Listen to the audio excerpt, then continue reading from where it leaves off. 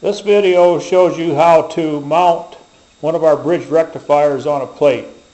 Now, if you're mounting this rectifier on a non-conductive plate such as masonite or particle board, you don't need to worry about insulating the post.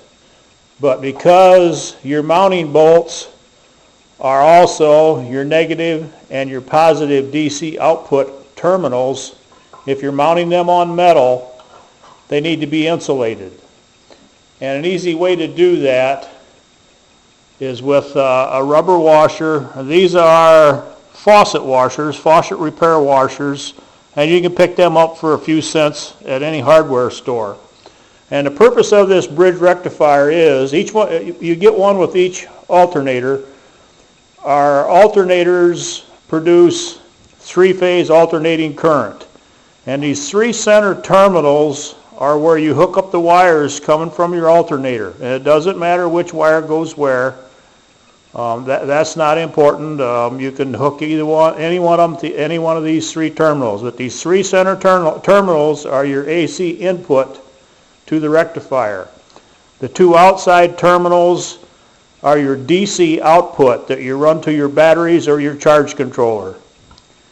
And each bridge rectifier is marked on the bottom which is which, negative and positive. And it's a good idea to mark that on whatever your mounting plate is. In this example, we're using a piece of aluminum, and to insulate it, we put one of these faucet washers on the mounting bolt and slide it up through the hole and make sure it's pretty much centered. And then set the rectifier over it. Put one of the nuts down and snug it good and finger tight. And you want to look at it and make sure that it's centered in the hole so it's not touching the metal anywhere. You don't want this bolt touching the metal anywhere. I'm going to snug that a little bit.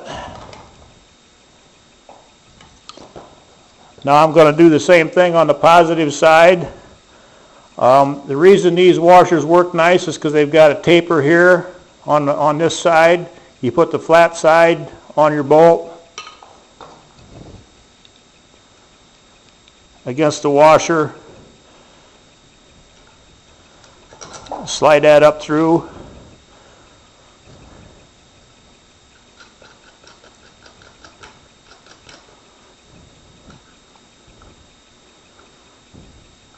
Snug these down, and now you have your bolts insulated from each other.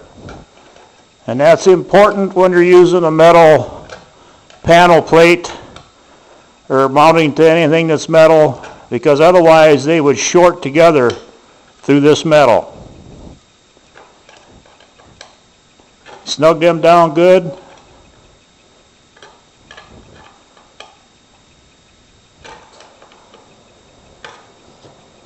And now you can attach your DC output wires that go to your battery bank or your charge controller. We suggest you use a charge controller. It charges your batteries at the optimum rate without overcharging them, and protects your batteries. It give you a longer life out of your batteries.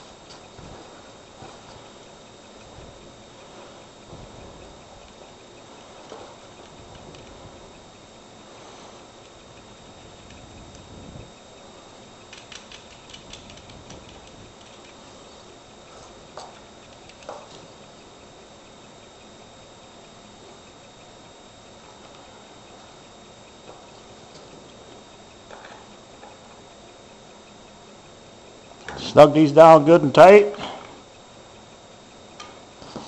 And there you have it. Once again, the three center posts are the input from the wires out of your alternator. Your alternator hooks directly up to these. And these two wires go to the negative and positive on your battery or your charge controller. Thank you very much.